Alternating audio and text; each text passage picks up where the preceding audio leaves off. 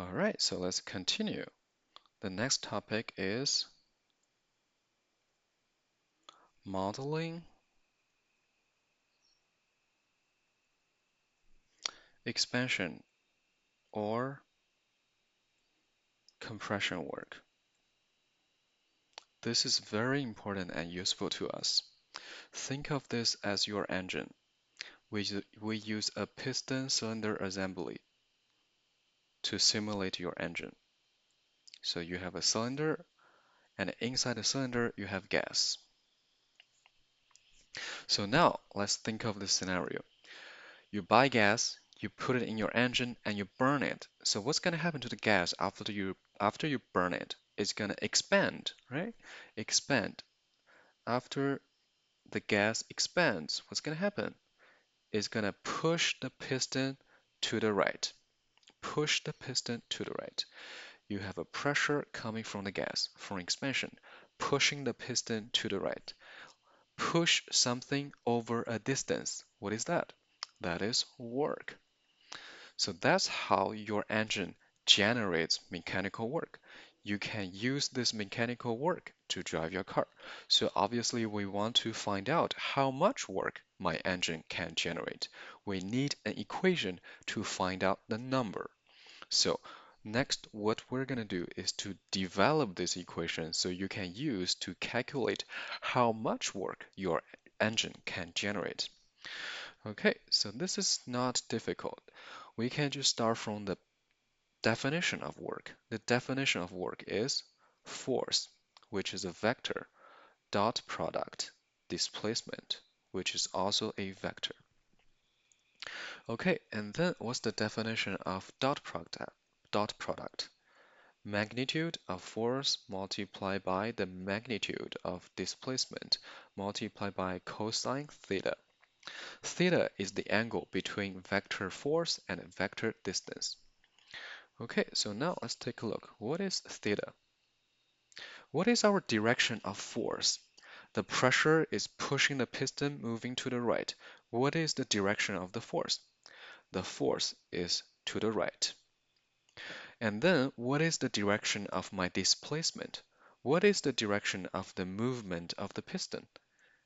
It's also to the right. So what is the angle between the two horizontal lines? Both force and displacement are to the right, and they're parallel. So what is the angle between them? The angle is 0. So our theta is 0.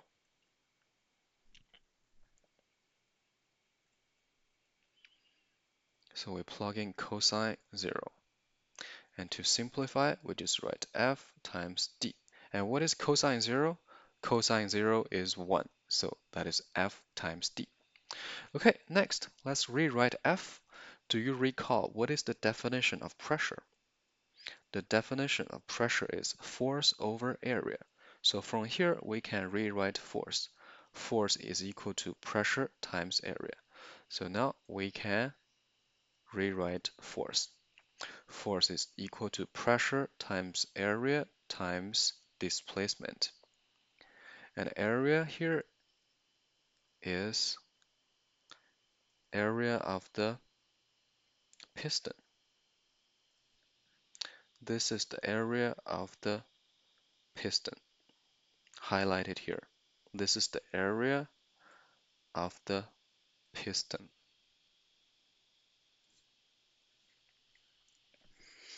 Okay. All right, so now let's continue. Okay, let's think of this. The gas is expanding. So as the gas expands, will the pressure stay constant? Will the pressure stay constant? As the gas expands, the pressure of the gas will surely go down.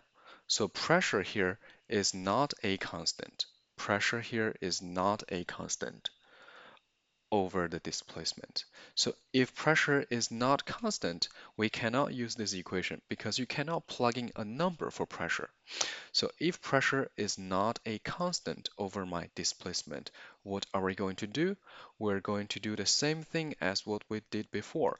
We change multiplication sign into integration. So we change to integral PA times d d. D is my displacement. Okay, and then to reduce confusion, we call the horizontal direction x. So I can rewrite my capital D, which is the displacement, into x, because they're in the same direction. Displacement is to the right.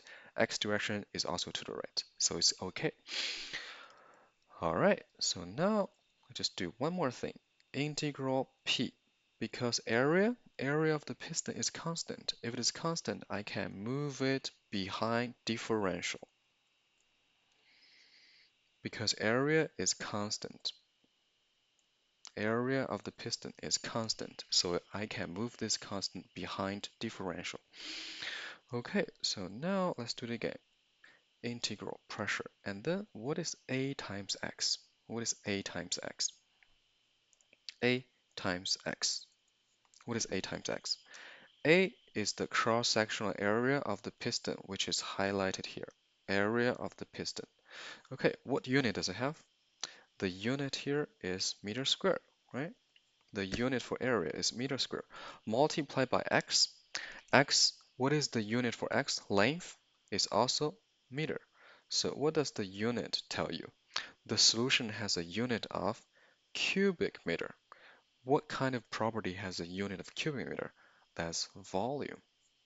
That's volume. V means volume here. So we can rewrite AX into volume. There we go. This is our final solution. Work is equal to integral P dV from initial volume V1 to final volume V2. Be careful here, V means volume, not velocity. V here means volume, and P means pressure. Pressure of the gas inside the cylinder. Okay, this is our equation you can use to model the expansion or compression of the engine, so you can calculate how much work your engine can generate.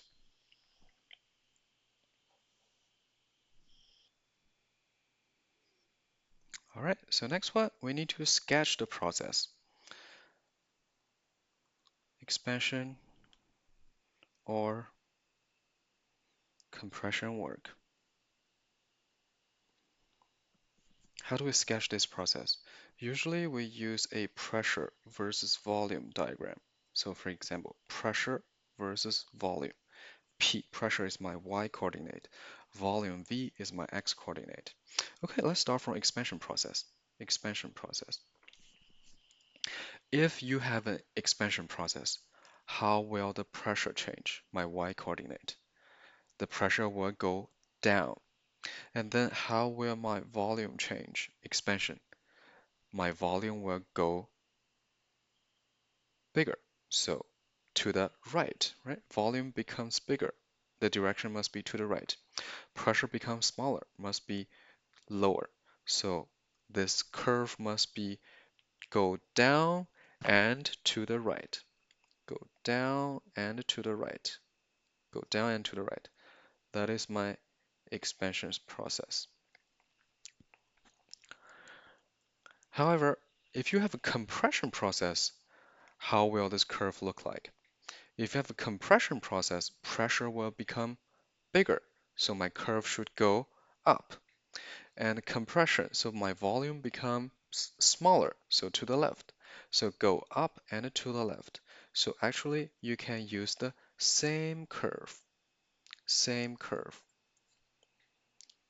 And this one is compression. If the curve goes down and to the right, that will be expansion process. If the curve goes to the left and up, it's going to be compression process. You can use the same curve for both processes. The only difference is the direction.